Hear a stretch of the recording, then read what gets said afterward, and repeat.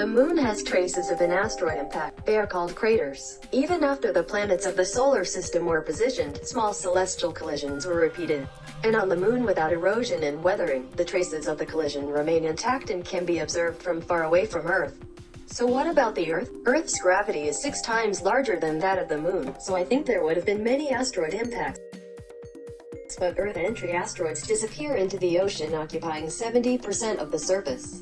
There are 190 traces because of tectonic activity and climate change on the land. All I'm showing now is the topography of a large pit created when a meteorite collides with the impact holes. The impact of asteroid depends on the material composition and velocity. Not all meteorites are dangerous. Even today, many small meteorites are pouring down the Earth. It is a meteor that hits the atmosphere and burns away. However, there is an example in which it was misfired leaving damage to the ground. Just in 1908, there was a conflict in Tunguska. Population was sparse in the huge forest area. Forest within 2,500 square kilometers in all directions was burned, and trees were collapsed in a centrifugal shape. On the morning of February 15, 2013, an object of indefinite size fell like a fire above Chelyabinsk, Russia. A glare brighter than sunlight covered the city, and an object that flew in smoke for about 30 seconds exploded in the air.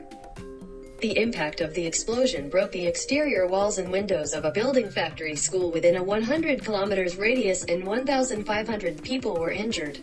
In fact, it is said that all the windows of about 3,000 apartments were broken. The problem was that the system that monitored the sky around the clock could not predict the asteroid's fall.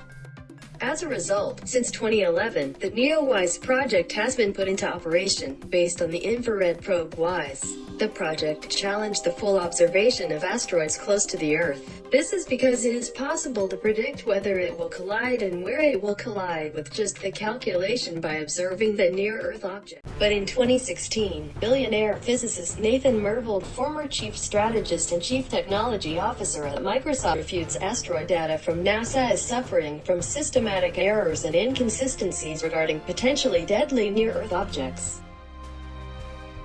Where I compare all of these telescopes, I noticed that one of the projects made this big physics error about something called Kirchhoff's law. Emission and reflection are commensurate. If you look at that column called D, you notice that some of those things all have zeros at the end, but other ones don't.